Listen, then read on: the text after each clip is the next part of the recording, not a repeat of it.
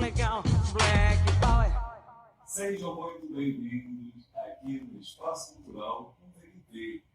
E nós estamos em mais uma edição aqui do nosso podcast, aonde o preto pode. Se o preto pode, pode aqui no Espaço Cultural com TNT, que vai ao ar todos os sábados às 19 horas, sempre com uma presença aqui de pessoas ilustres, algumas com mais nome, outras com menos nome, umas com mais fama, outras não tão famosas, mas o nosso intuito aqui é fazer, de fato, a discussão sobre as nossas questões do dia a dia. Não é isso, Luiz Maia? Isso aí, galera. Sejam bem-vindos mais uma vez ao nosso espaço cultural Punta Quinte, onde nós gostamos de falar de pessoas, de falar sobre questões de direitos humanos, questões étnico-raciais. E estando no mês de novembro, nada melhor do que trazer uma pessoa queimadense raiz, que tem uma história muito bonita de vida. Seja muito bem-vinda, Selma, mais conhecida como Selminha. Oi, gente, obrigada. Obrigada pelo espaço, pela escuta. Espero que a gente tenha uma boa volta. E para fazer uma pequena observação, né, sobre o seu histórico, ela é formada em letra, literatura, ela é escritora e tem como hobby teatro, faz teatro. Então a gente vai trocar aqui algumas informações com elas e vamos dividir um pouquinho desse conhecimento que ela tem dentro das suas áreas de atuação com as nossas, né, provocações aqui do Espaço Cultural Punta Quinte, ligando tudo isso para o nosso dia a dia. E aí, Selma Reis, onde você é? Você é moradora de Queimados? Você é de onde? Nasceu aonde? Eu nasci aqui. A parte da família da minha mãe é do Nordeste, Alagoas e Rio Grande do Norte. Muito maravilha. A parte do meu pai é lá do Alto de Vassouras, Pati. E eu nasci em Queimados mesmo, né? Minha mãe nasceu no Rio. Eles foram migrando para outros lugares e chegaram até aqui. Eu sou daqui, aqui nasci, aqui estou até hoje. Já tive muito período de muitas pessoas que têm também aquela coisa de tratar Queimados como cidade de dormitório, né? Então eu trabalhava, fazia tudo no Rio e ficava aqui só no final de semana só para dormir. Depois de um tempo passei a voltar a olhar para cá, para Queimados, para eu achava que e hoje eu tenho orgulho de dizer que você. Maravilha. Mas porque você trabalha em Queimados, você continua estudiante, estudiosa, então você continua fazendo todas as suas, levando toda a sua vida intelectual fora de Queimados, mas a sua residência, a sua vida em si, toda ela está sempre calcada aqui em Queimados. É isso que você fala, né? Cultural. Mais ou menos assim. Hoje eu também faço coisas em Queimados, né? Antes eu não queria fazer. Hoje em dia eu tenho vontade de fazer, né? Então é mais nessa pegada. Onde me chamar e eu puder ir, eu vou. Mas eu vou, mas levando o nome de Queimados também. Falando, eu sou escritora, nascida em Queimados. Escritora, a gente está vendo aí uns livros. Conta pra gente esses projetos. Então, aqui tem 2 que eu participei. Eu acho que é importante, antes de falar dos livros, só dizer que eu comecei a escrever antes de pensar nessa materialidade, sabe? E comecei a me afirmar escritora também antes dessa materialidade. Então, isso aqui é uma continuidade de onde eu comecei, né? Dessa coisa de me reconhecer enquanto escritora. E aí eu tenho essas 2 publicações aqui que são antologias, a literatura negra e feminina. Mostra pra cá também. Pra cá? Aqui. Essa é uma antologia que saiu, se eu não me engano, em 2021. Ela se chama Poema de Sobrevivência, que ela fez com a academia. Foi a partir de uma ocupação no Instagram do Literatura Negra e Feminina, que é um perfil feito por uma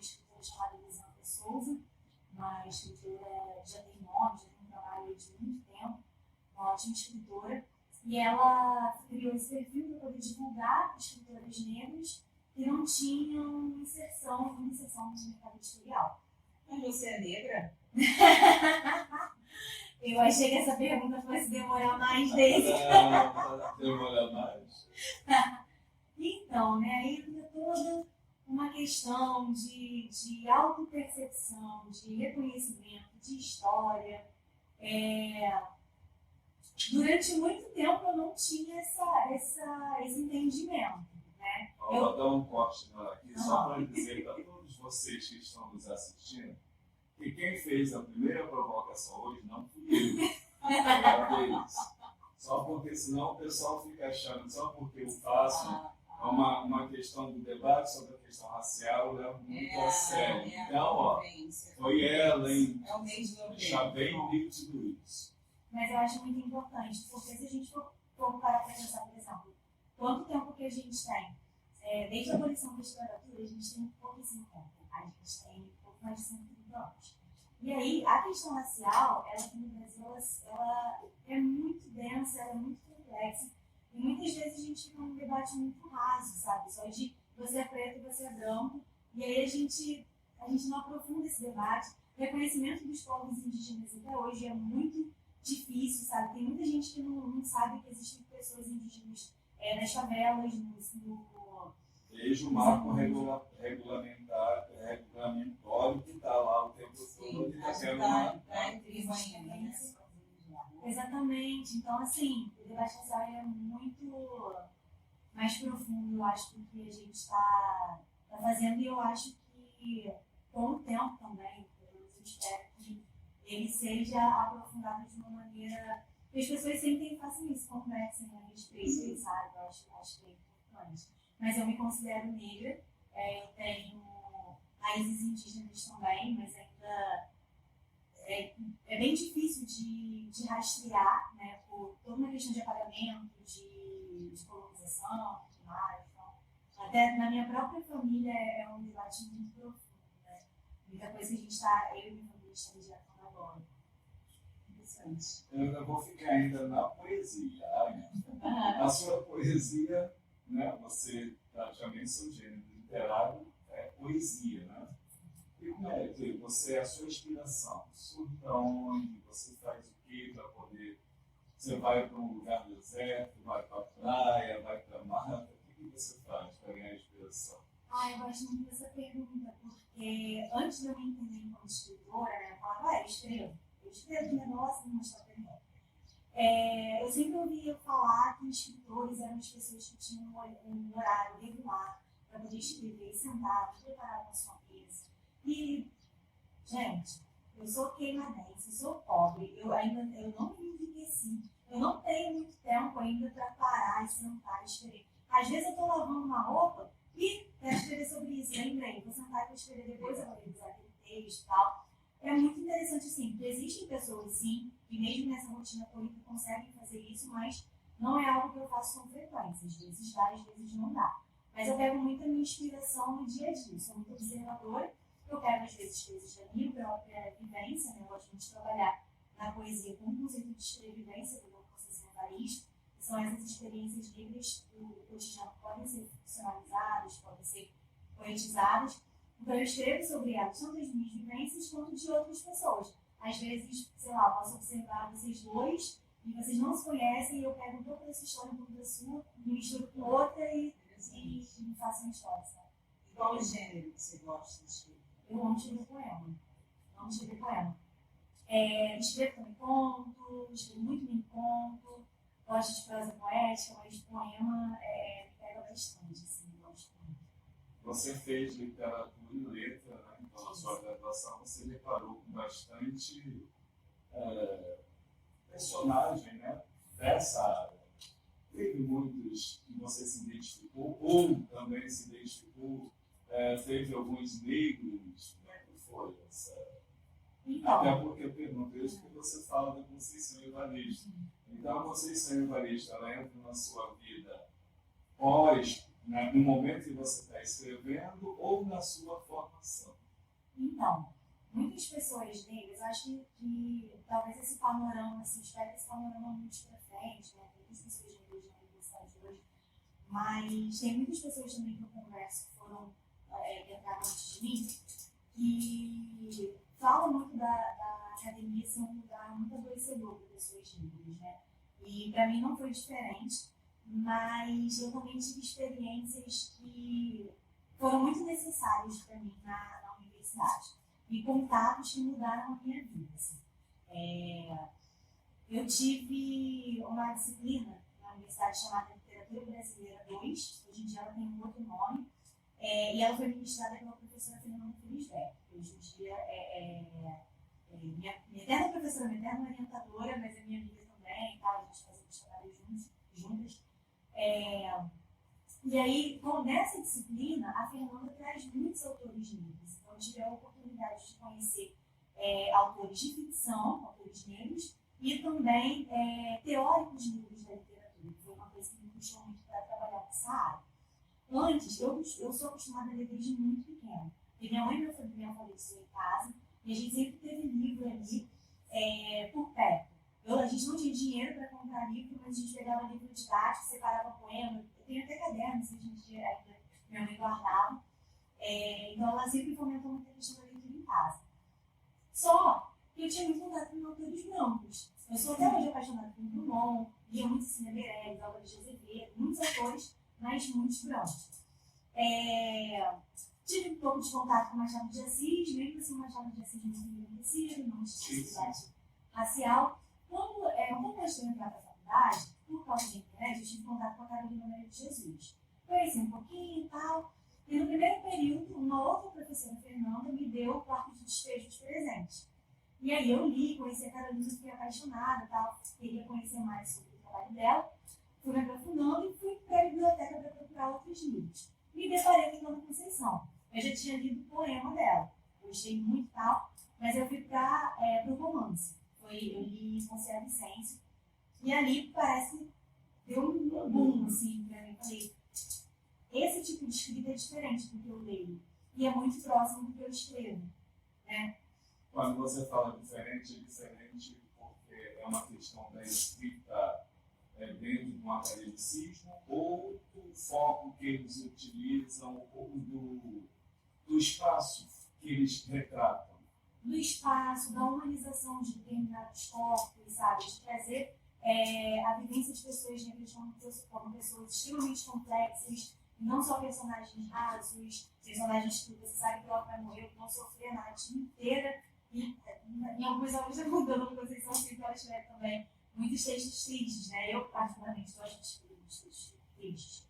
Mas não é a tristeza por si só, é a tristeza porque vários fatores levaram aquilo dali, tem uma complexidade, isso me causou uma identificação, sabe? Eu pude olhar para aquilo e falar assim, nossa, eu também escrevo sobre coisas parecidas, então, o que é minha escrita, sabe? Será que são só textos que eu guardo? Ou eu também posso ser escritor? Então, isso foi abrindo para mim.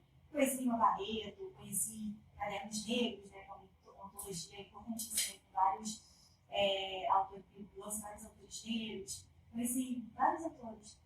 Hoje faço muito em coletivo, você faz parte do coletivo? Eu faço, na verdade, eu fundei em coletivo. Isso para mim foi algo que vem muito também dessa trajetória, ter coragem de colocar uma ideia minha em prática, né? Eu pensava muito em juntar escritores da Baixada, mas eu pensava muito em fazer isso dentro da faculdade. Eu fiz muitos projetos lá dentro, falava, vou fazer faculdade e tal.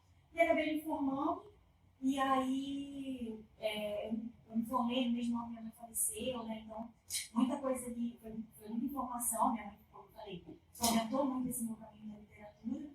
Então, de certa forma, ressignifiquei também muita coisa.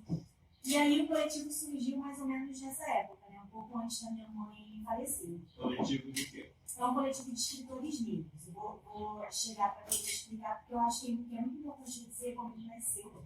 Foi num momento muito Até importante. porque a gente não vê escritores negros. É. A gente tem uma dificuldade muito grande.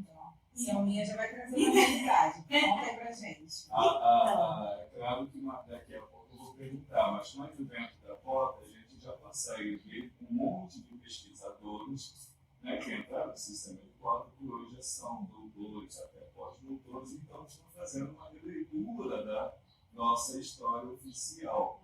Então, agora.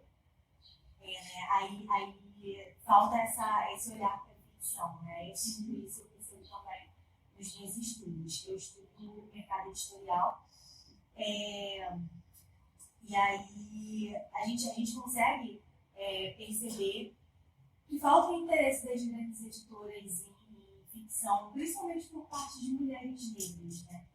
Mas as antologias, elas têm um papel muito importante nisso. Porque as antologias, elas ajudam a colocar novos escritores negros. Para quem está nos assistindo, diz pra gente o que é antologia. Então, vou explicar. São livros que trazem vários autores, né, várias obras, vários autores, no mesmo compilado. E aí esse aqui, por exemplo, eu não lembro agora exatamente a quantidade de autores que tem. Vou falar para vocês nesse momento em falar. Mas tem muita gente aqui. O livro é grosso pra caramba, né? Dá pra ver. Aqui são 30 autoras. Então pensa, a gente tem 30 autoras negras, né, sendo inseridas no mercado editorial. Tem gente que já publicou, que é mais conhecida, mas tem gente que não é. Então, essas antologias ajudam muito nesse quesito, né, de colocar esses autores aí na rua, como a gente diz. E essa antologia, como eu estava dizendo antes, ela saiu do Instagram. Então, muitas autoras também têm usado o Instagram como uma forma de forjar uma nova imagem, né, imagem mesmo, porque o Instagram você só pode postar se você postar uma foto junto. Você não tem como postar só texto. Então, ainda tem uma foto que acompanha aquele texto, criando um imaginário do leitor, e insere autores nesse mundo da literatura, mesmo que não seja nesse mercado editorial, né, a partir dos livros. E foi a partir daí que surgiu o coletivo? O coletivo, porque eu estava pensando muito sobre isso. Eu conheço autores negros da Baixada, eu queria fazer o projeto, muitos não têm publicação, mas muitos são bons, sabe? E aí eu ficava, poxa, mas as pessoas precisam conhecer e tal. E aí, como eu falei, um momento muito importante de um jogo online, a gente estava jogando online de noite. Passando tempo, conversando, falei sobre isso com os amigos, né, que eu já tinha pensado nos nomes deles, e perguntei se eles topavam fazer, se eles toparam. E hoje a gente faz algumas atividades, apresentações, aulas abertas, oficinas. A nossa intenção é não só levar a literatura para os leitores, mas também a possibilidade da escrita para as pessoas, né, que as pessoas podem escrever. Então, tem algumas pesquisas que falam que o brasileiro lê pouco, né? Me parece que a grande maioria não consegue ler 2, 3 livros por ano, não sei, estou muito embasado. Mas você acredita que nessa pouca leitura, o livro está muito caro, né? O acesso ao livro ainda é difícil, ou uma falta de incentivo? O que você acha que essa falta de leitura no universo brasileiro é acreditável? Olha, eu não sei te dizer assim, uma resposta muito afirmativa, mas eu acho que podem ser vários fatores. E acho que o coletivo também visa muito tentar contribuir para isso, porque é difícil para mim assim, acreditar que as pessoas não gostam de consumir histórias, que as pessoas não gostam de ler. O Brasil, eu não tenho os dados exatamente, mas o Brasil é um dos países que mais consome rede social. A gente lê pra caramba na rede social, a gente lê o textão que o amigo nosso colocou, a gente lê e a gente critica o textão que a pessoa escreveu. Então a gente não só lê, como a gente chega com um embasamento teórico, porque esse textão é desnecessário, ele é necessário, sabe? A gente comenta. E sobre as histórias, a gente brasileiro adora uma fofoca, a gente adora sentar e falar, sabe? Então assim, a gente adora consumir história. Então, qual é a questão da leitura, né? Eu acho que a questão do livro caro contribui com certeza. Mas aí, por exemplo, essa parada de voltar o olhar para plataformas que não foram feitas para divulgação de autores, mas que tem autores ali, é bacana. Tipo, como eu falei sobre o Instagram. Eu tenho amigos que colocam nos seus textos lá e publicarem um livro. Eu consumo demais. Eu sempre falo para as pessoas, vamos consumir ali também. Fulano está escrevendo, tá publicando o texto lá. Agora é teu vizinho, o que você não está dando pro vizinho, sabe? Então, assim, eu acho que tem diversos fatores, né, que contribuem para isso, mas eu acho que se a gente começar a perceber que a gente gosta, sim, de uma boa história, a gente gosta de compartilhar, a gente gosta de ler, a gente gosta também de falar sobre, de repente a gente volta a olhar diferente, de uma maneira diferente para a vida. E como é que faz esse casamento aí da escrita com o teatro? Como é que é isso? Então, o teatro vai muito de paraquedas, assim. Eu nunca me imaginei fazendo teatro. Nunca mesmo, assim. Eu gosto de várias manifestações artísticas, gosto muito do teatro, frequentava, mas atuando, jamais, assim.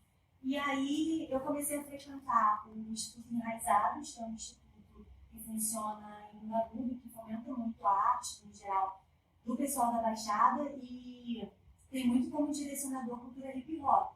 Eu comecei a frequentar os saraus lá, todo mês eles têm uma edição de sarau Poetas Compulsivos, e aí tem os convidados, eu já fui convidada de lá do sarau, mas também tem o microfone aberto. Então, uma pessoa que nunca recitou na vida pode chegar lá e ler um poema seu ou de outra pessoa. E aí, abriram inscrições para o teatro lá. No começo eu falei, eu vou, nunca não. E aí uma amiga minha, que é do coletivo também, a Douglas, ela entrou, é minha amiga da faculdade, e aí ela, amiga, entrei no teatro, eu falei, pô, legal, queria entrar também, ela, vem, vamos embora, assim, então vamos. E a gente começou a fazer, e aí hoje em dia a gente vai fazer uma apresentação, né, a apresentação dessa turma, que se chama Quase Tudo pela Arte, no mês que vem. E a gente fez o texto lá, foi essa turma que fez o texto, eu sou uma das pessoas que escreveu o texto também. Então eu ajudei a escrever o texto, eu também vou ensinar. Só que assim, é uma arte que pra mim é diversão, sabe? Tá como hobby. Tá como hobby, eu acho gostoso demais, muito divertido fazer teatro, sabe? Mas foi uma coisa muito nova, assim, Quer dizer, o mundo da arte está em você. Está. Desde Cantora. Eu nunca tive dúvida de que eu era artista. Eu nunca tive dúvida, desde criança. Mas eu não sabia que tinham tantas possibilidades e que isso poderia elevar a minha autoestima, né? Hoje eu enxergo arte diferente. E a música? Como é que é a música na sua vida? A música, né, menina? A música é uma questão. Eu comecei com a música, na verdade. Eu comecei cantando na igreja, né? Eu era salmista na igreja, muito bonitinha desde criança. Era muito legal, eu gostava. Minha mãe cantava em coral, meu irmão. E eu sempre gostei muito de cantar. Comecei como salmista na igreja, e aí quando eu fiz 17 anos, eu comecei a cantar profissionalmente e tal. E cantei em barzinho durante muito tempo. Barzinho, clube, tipo clube de rock e tal. Fiquei assim por bastante tempo fazendo. Depois que eu entrei na faculdade, eu dei um pause na música. E aí já estava muita informação e eu ouvi muito para a escrita, que também era algo que eu já gostava muito. E aí eu deixei a música de lado, tive algumas questões, assim, processo de crises existenciais com a música. E aí, de uns tempos para cá, fui voltando para a música. Hoje em dia, muitas vezes eu incorporo a música na poesia também. Aí eu vou me apresentar e trago um texto de música, um poema e tal. Mas quando você fala assim, que cantava, né? Os seus tempos demais da sua mocidade, da adolescência, eu posso falar. Não, mas isso é uma palavra antiga que eu gosto ainda. É interessante. Aí você estava falando um pouquinho ainda a respeito do Salmo, né? Então você é católica? Não, eu já fui católica. Fui católica por mais ou menos uns 20 anos, vamos dizer assim. Porque foi desde que eu nasci, né? Minha família é da igreja católica, minha mãe era, meu pai é até hoje. E eu fiquei durante muito tempo. Aí depois eu saí da igreja algumas vezes.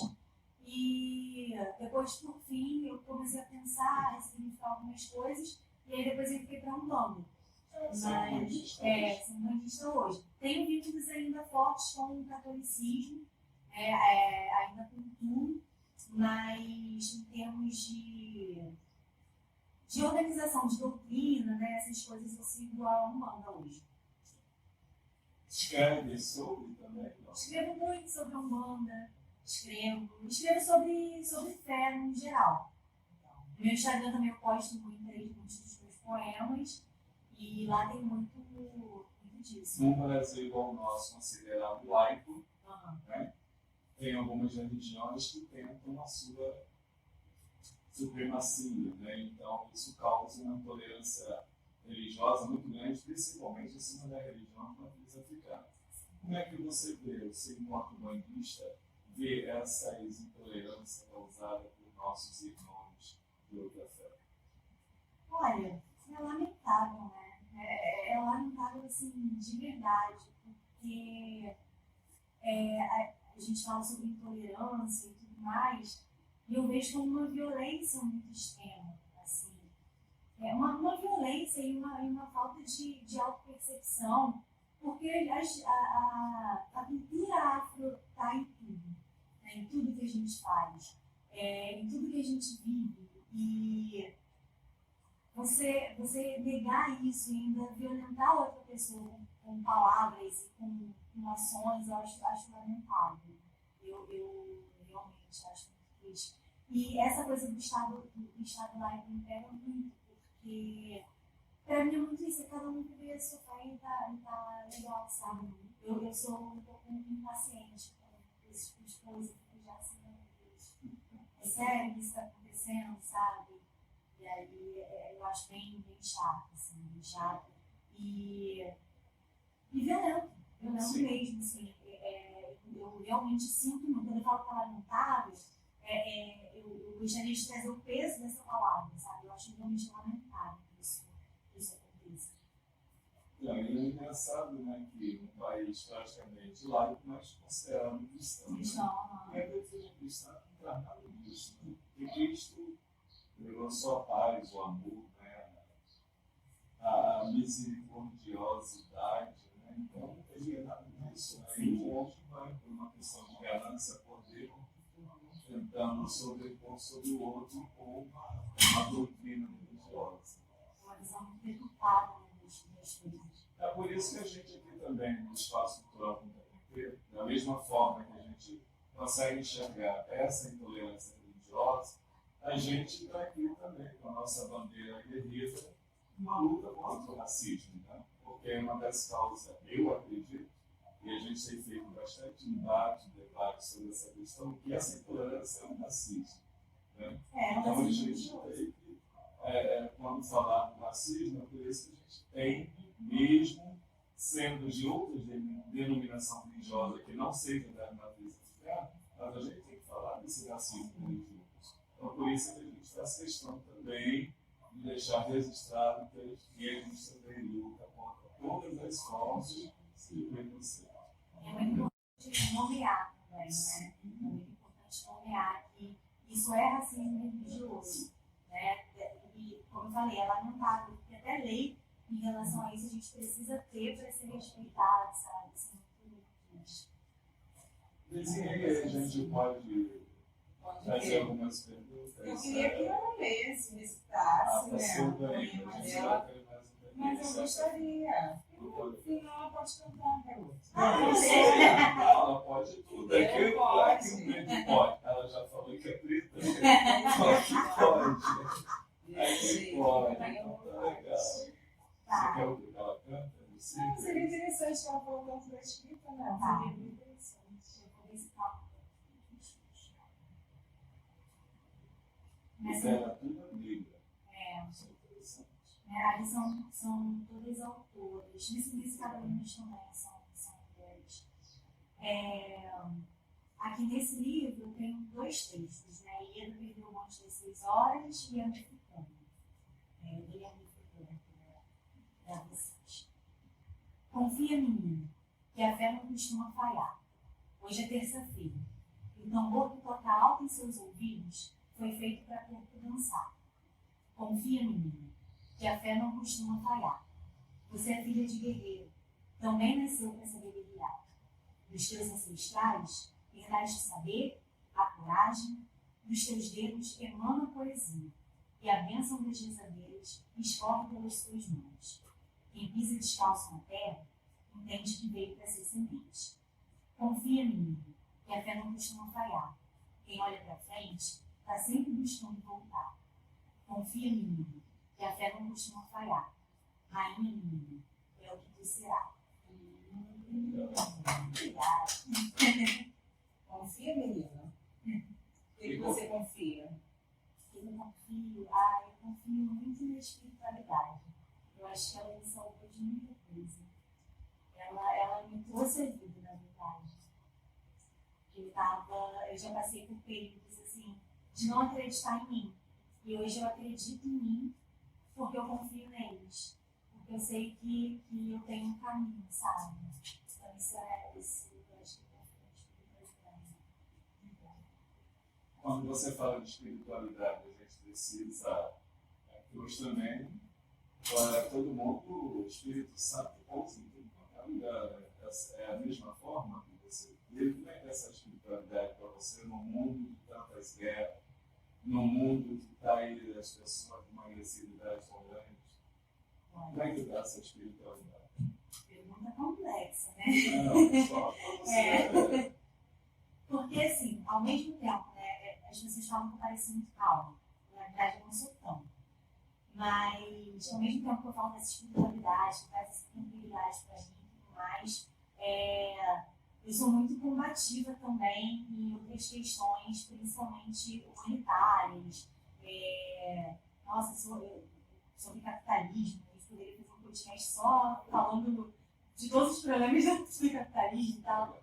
Então, assim, é bem complicado. Mas quando eu falo em espiritualidade, é pensar que, de alguma forma, a minha existência aqui, ela tem uma motivação e ela precisa acontecer no agora, sabe? De alguma forma, o que eu estou fazendo, seja de maneira pessoal ou de maneira profissional, ela vai fazer sentido para alguém. Antes eu já tive muito, acho que mais nova, já tive muito aquela ideia de querer mudar o mundo, acho que todo mundo tem isso, mas depois a gente vai, de certa forma, do meu ponto de vista, a gente vai tendo uma outra percepção, porque às vezes a gente vai mudar pouca coisa, e a gente só vai mudar se a gente estiver vivendo, se a gente estiver fazendo. Então, para mim, a espiritualidade, ela pode se manifestar de diversas formas. Ela pode se manifestar quando eu vou no terreiro, ela pode se manifestar quando eu estou dormindo, que eu tenho um sonho, ela pode se manifestar nessa conversa, que a gente está falando de espiritualidade, isso pode tocar alguém, pode ser quando eu sento aqui e falo que outras pessoas também, como eu, podem escrever, mesmo elas, sei lá, tem um Japeri, já cansei de, hoje em dia não está Japeri, porque eu trabalho em privado, mas já cansei de escrever no Japeri, sabe? E essas pessoas também podem fazer arte, então isso também pode tocar. Então, hoje eu considero a espiritualidade uma coisa bem ampla, bem a nossa vivência aqui desse plano. Desenha, a gente pode dizer que ela é uma pessoa meio zen? Eu pensava muito sobre isso, só que de maneira contrária, né? Já não lembro se a gente falou isso no office, a gente já falou aqui, mas essa coisa de, nossa, eu faço isso, então eu canto, né? Na época eu era mais voltada para música, então eu preciso sair daqui, fazer outras coisas, ir para outros lugares, porque eu não vou conseguir nada, não vou fazer nada. E aí, depois de um tempo, até muito pela universidade, né, pelo debate, os debates que a universidade trouxe para mim, comecei a pensar, pô, mas por que a gente tem que sair daqui? Por que aqui não está sendo feito, não tem ninguém fazendo nada? Será que não tem ninguém fazendo nada? Será que, pô, nesse tempo todo que existe a cidade de Queimados, né? Até quando fazia parte de Nova Iguaçu, não tinha ninguém fazendo nada? Eu conheço gente que faz, então por que cadê esses movimentos? E muitas vezes a gente só que não conhece, né? Às vezes, quando eu paro para pensar, eu ainda conheço muita coisa de Nova Iguaçu, até por causa da música também, e conheço menos de Queimados. Então, eu com 31 anos, eu estou conhecendo mais a Baixada agora, sabe? Mas também fico pensando assim, às vezes eu fico, caramba, que vergonha. Estou conhecendo a Baixada agora e tem, por exemplo, o pessoal lá da Batalha dos Sete, que faz batalha de vinho em São Roque, o pessoal novinho, fazendo batalha e se juntando na Praça de São Roque. Eu com 31 anos não conheço nada, mas eu fico, pô, nunca é tarde também. Sim. E se eu for ficar me lamentando, não, eu estou conhecendo agora. Então, e aí, o que eu posso fazer? Como que eu posso sair com esse pessoal, sabe? Acho que isso Por isso que a gente quer justamente fazer com que esse canal aqui do podcast faça isso. Entendeu? Traga pessoas que, com as suas vivências, suas experiências, sejam espelhos do mundo. Entendeu? isso que vale a pena pra caramba. Isso, você falou que faz parte do coletivo, né? Você conhece, por exemplo, de que nós tem Quem você conhece, né? Fala assim, Mulheres do Meio. Mulheres do Meio eu conheço a Verônica da Ah, sim. internet, mas ainda não tive a oportunidade de estar muito junto. Ainda não tive. Eu tive também uma época que eu tive muito mal de saúde mental, então eu não saía muito.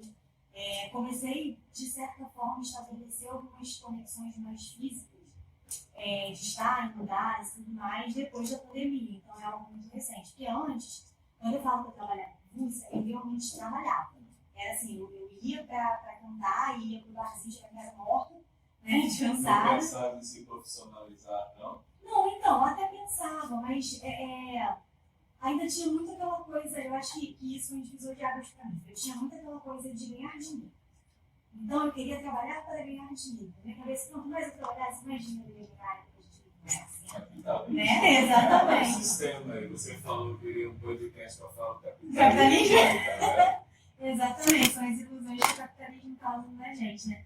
E aí, hoje, né, de uns tempos para cá, eu comecei a pensar na arte de uma outra maneira, né, de estabelecer outros tipos de relações que não fossem somente relações de trabalho, assim, nessa coisa de ganhar dinheiro.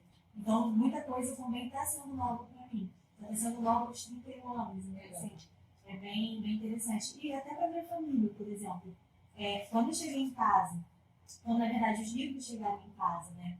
E esses dois eu tive a oportunidade de mostrar para minha mãe, né? Minha mãe ainda estava viva. Chegar para ela e mostrar, olha, sua filha está com o nome no livro, sabe? Isso foi uma alegria para ela, foi uma coisa muito. Minha mãe estudou até a 4ª série. E ela alfabetizou eu, meu irmão, meus primos. Então, chegar para ela com essa arte materializada, isso também foi muito bacana. Então, dentro aqui do Espaço Cultural Contemporâneo, nós temos um projeto, não digo nem projeto, mas é uma das nossas vertentes aqui, é uma biblioteca étnico-racial. Então, a gente quer saber como é que a gente faz para adquirir também um livro desse para botar aqui na nossa biblioteca, para que a gente possa usufruir também e permitir que as Faz pessoas, comercial onde a gente consegue. como é que a gente compra, onde que a gente consegue. Então, eu preciso ver, eu deveria ter visto isso antes, mas eu preciso ver se o Carolinas ainda está disponível para venda. Vocês podem ver, de repente, no site da editora Bazar do Tempo ou na Amazon. Porque teve um tempo que tinha esgotado, porque foi um livro feito na pandemia a partir de um processo formativo, né? Então teve toda uma questão, foi um livro que lançou, como eu falei, muitas escritoras negras, então a procura foi muito grande, então eu não sei se ele ainda está disponível. Por Literatura Negra Feminina, vocês conseguem, pelo perfil de Literatura Negra Feminina no Instagram. Só colocar Literatura Negra Feminina, perfil lá, aí vocês conseguem falar com o pessoal e eu acredito que ainda tenha disponível para venda. Também podem me seguir no Instagram, salminha.rai, R-A-Y, porque lá também eu vou divulgando quando vão saindo as coisas, vou divulgar sobre a peça também. Legal. Tem um outro trabalho para sair aí, mas eu ainda não posso falar sobre ele. Mas em breve vai estar por lá também. Você fala muito da literatura, né, negra. Aí a gente pode agora também, a gente já está entrando no nosso última parte do nosso podcast. Eu queria saber como é que você vê essa questão racial no Brasil de hoje, né? Mês da consciência Você já se negra. preconceito racial? Sim, mas são maneiras muito específicas, né? Pelo fato de ser clara e tudo mais. Eu acho que é curioso, porque quando eu paro para pensar em situações de racismo, a primeira coisa que vem na minha cabeça é quando eu era muito pequena. Eu tenho cabelo cacheado hoje, mas quando eu era criança eu tinha cabelo muito liso, muito liso. E a minha mãe fazia franjinha em mim. Então eu era chamada de índia, né? Em todo lugar que eu ia, eu odiava. E essa questão de parecer uma pessoa indígena, de não saber a história da minha família. Aí eu já me colocava nesse não lugar. Ainda tinha a questão de uma invasão de um toque físico. Eu tenho uma questão dessa coisa do toque físico, porque eu acho que para eu tocar fisicamente uma pessoa, ela precisa me dar uma leitura e vice-versa. Mas isso não era respeitado nem quando eu era criança. Pelo fato de eu parecer uma pessoa indígena, para as pessoas era algo exótico, algo diferente. Olha o cabelo dela, olha a roupa dela, a pele dela. Então, a primeira lembrança que eu tenho de racismo é isso, na escola, no médico, em todo tipo de ambiente. Eu era uma criança que ficava muito fechada. Todas as minhas fotos, eu e minha prima encontramos umas fotos recentemente, antigas, das coisas da minha tia, e todas as fotos eu tô com uma cara muito feia, muito fechada. Porque eu acabava ficando com muita raiva com essa invasão, sabe? Então eu tenho essa lembrança. Mas depois de grande, eu acho que uma das coisas que mais pegam, assim, na questão do racismo é a hipersexualização. Por ser uma pessoa clara, ficar aquela, dependendo da roupa que eu tô usando. A gente falou da roupa larga, né? Que eu uso roupa larga, assim, mas eu uso também roupa muito curta, muito apertada. Então, dependendo da roupa que eu tô, é uma hipersexualização para determinado tipo de cor de pele, determinado tipo de cabelo, sabe? Então, isso é bem chato. Já arrumei minhas brigas por causa disso, mas hoje como já disse também. Não, eu não disse. Ela é uma boa amiga, ela chegou direitinho. Não, ela não me enganou. Eu falei que ela é o ela até então não respondeu também, não. Eu tô deixando falar. Deixa eu só dizer uma coisa que eu esqueci, que a gente está falando do coletivo, eu não falei o nome do coletivo. É coletivo Tambografar. E aí ele conta com a participação de escritores negros de vários lugares da Baixada. Tem gente de Milópolis, gente de São João de Meriti, isso. Tá, então eu queria fazer uma pergunta para você, né, que é a questão racial é sempre difícil, né, da gente entrar um pouquinho dentro desse assunto, até porque as pessoas não gostam muito de conversar, elas fogem, né? Você já falou que tem abertura. Como é que você vê a questão ainda do sistema de cota? Como é que você vê essas leis? Não sei se você tem a par, né? Mas a implementação da lei 10.639, como é que você vê esse monte de leis que são obrigadas a se criar para poder frear uma postura? Como é que você vê isso? É aquilo que a gente falou sobre a questão do racismo religioso, né? É lamentável a gente precisar de lei para ser respeitado, de lei para estar em determinados lugares. Assim. Mas, já que elas existem, são nossos direitos, a gente tem que usufruir sim. Eu estudei 1 ano só em escola particular, foi na primeira série, e depois eu tive toda a minha trajetória em espaços públicos, né? Eu estudei em escola pública, com primários, tanto municipal como estadual, eu estudei em universidade pública, estudei lá na Rural de Nova Iguaçu, e entrei na Rural por ações afirmativas, pela lei de cotas, tanto de escola pública quanto racial. Tive esses acessos graças a isso. Eu entrei para a faculdade depois de ter terminado o ensino médio, tinha 8 anos, porque eu saí do ensino médio com 16, superior, não tinha que trabalhar. Sabe? Não tive essa oportunidade de sair para a universidade e trabalhar, tipo, ajudar meus pais em casa.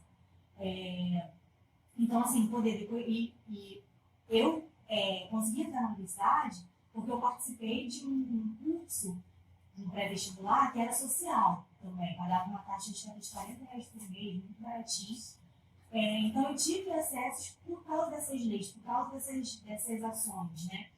Então, eu acho elas de extrema importância. Enquanto a gente não estiver ocupando de maneira igualitária os espaços, a gente tem que usufruir delas sim. Elas têm que existir tanto para pessoas negras quanto para pessoas indígenas.